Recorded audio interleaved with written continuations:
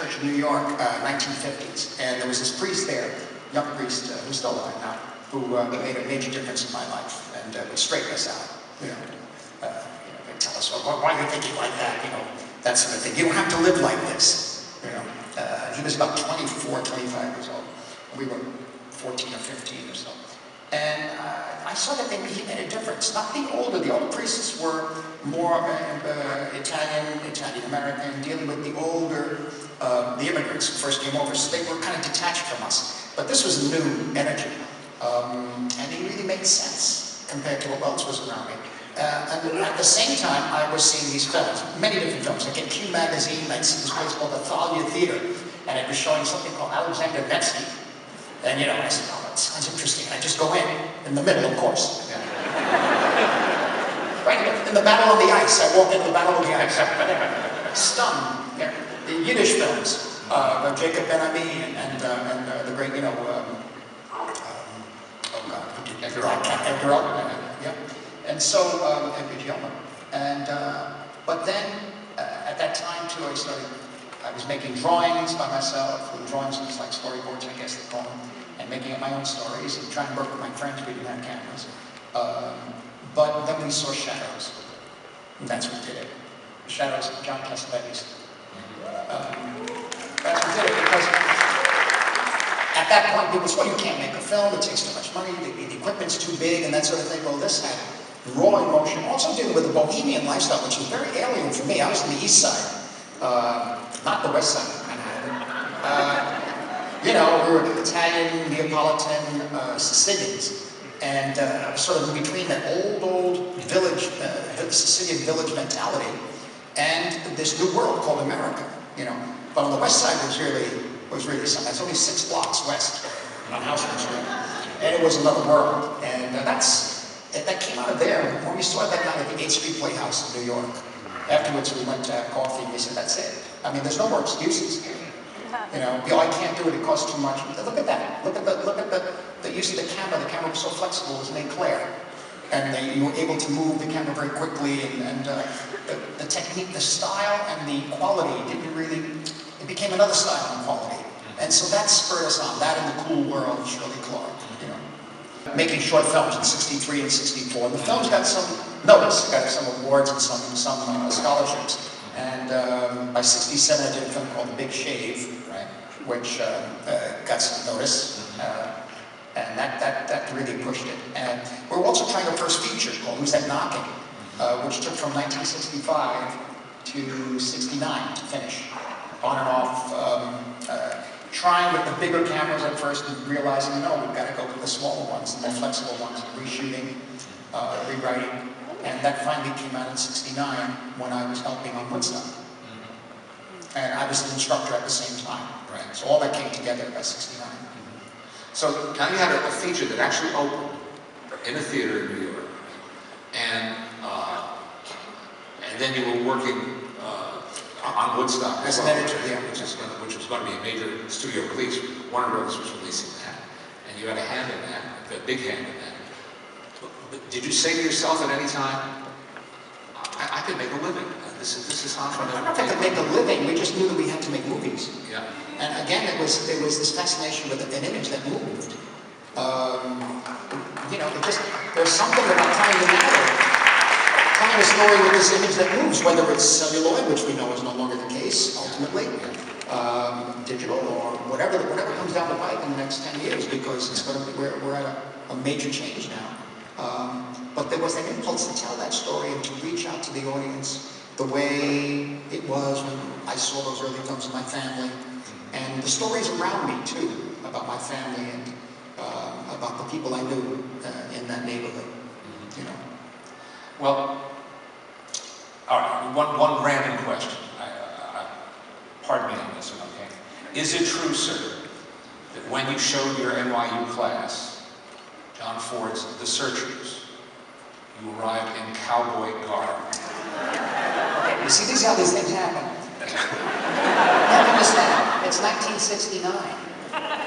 We're all in Greenwich Village, where everybody had long hair, right? That's 1969. 65, you started wearing your hair long. Some kids had beards, and I loved Westerns, and I got my first pair of jeans after being at Woodstock on stage, because I was Italian American, you know, wear jeans, you know, slacks, you know. And so, I even wore cufflinks up to Woodstock. I lost one. Clueless. You know, I was on that stage 4 days before nights while they were shooting, and Thelma was there. It was like that, you know. But like after that, I liked, you know, a leather vest from the Leather Hamlet. I don't know if you remember it. Well, actually, it was in New York, that one, but jeans and even, I must say, cowboy boots. Yeah. Oh, yes, they are. Can't wear them anymore. Yeah. Can't wear them. Directed Mean Streets in. You know. Did you really? Yeah. But they were comfortable. They were, you know, it was also LA. I was moving to LA. I was going to move to LA, and LA is different. LA is not Manhattan. And, you know, let me put it this way: you could go out there and maybe become a film director, a different kind of film director, which was more like, you know, the studio contract director. Of course, those days were way gone.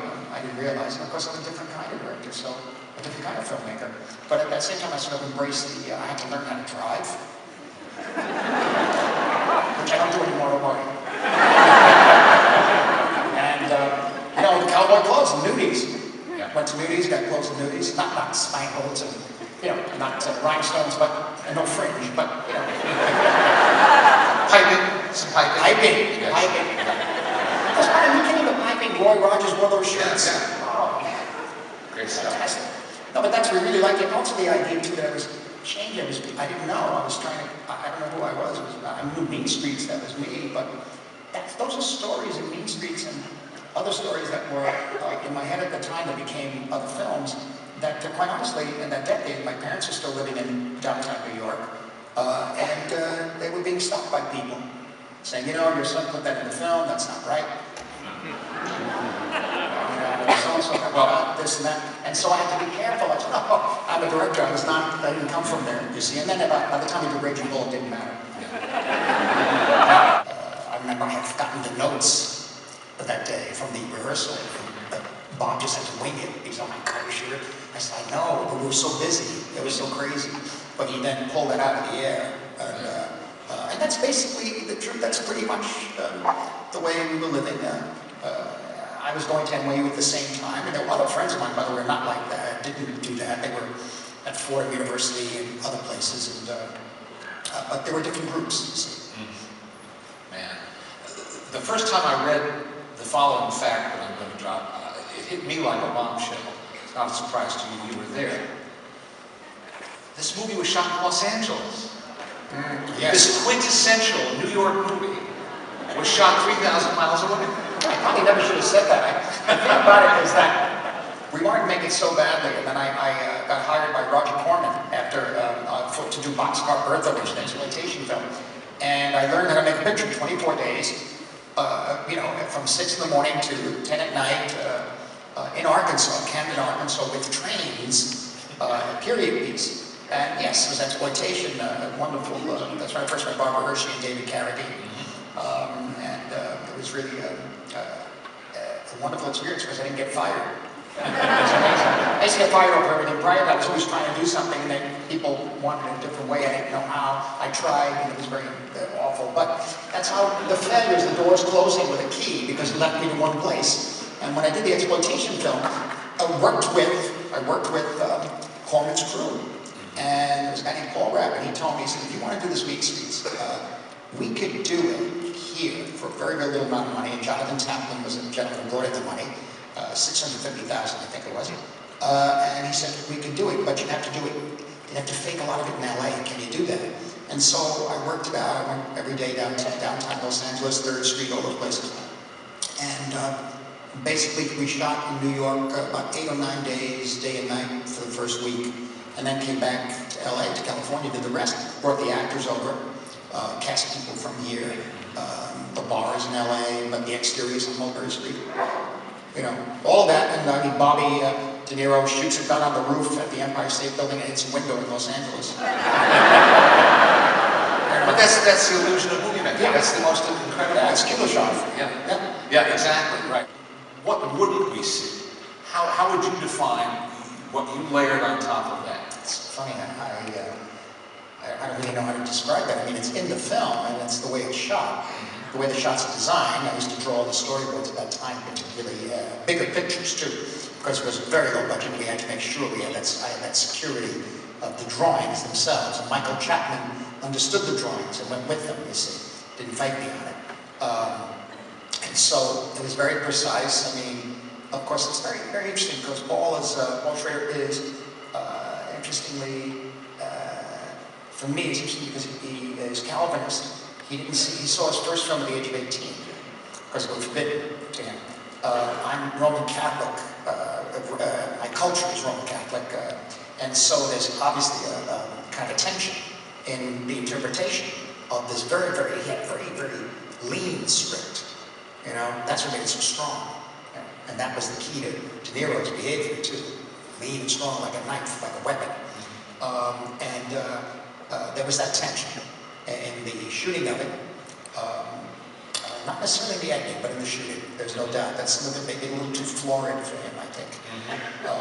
And maybe too Italian, in a sense of Baroque, in a way. I mean, camera moves a certain way. But, you know, the first camera move I figured out, the first image I figured out in the film was when he's on the phone trying to talk to Betsy and she won't even answer the phone. And he sent her flowers. And I said, what if he's on the phone? He's on the phone booth. And as he's talking, we just track away and you see a long hallway and that's it. There's nobody. And the reason is because it was so painful. I couldn't watch him, you know. And the sense of his loneliness, the camera can even stay there and you see the empty hall.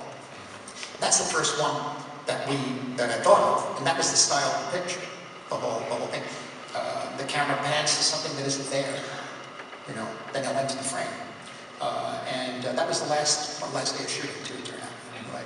But in any event, that was the style. And yes, for a song influence, I liked Pickpockets, so Paul, of course.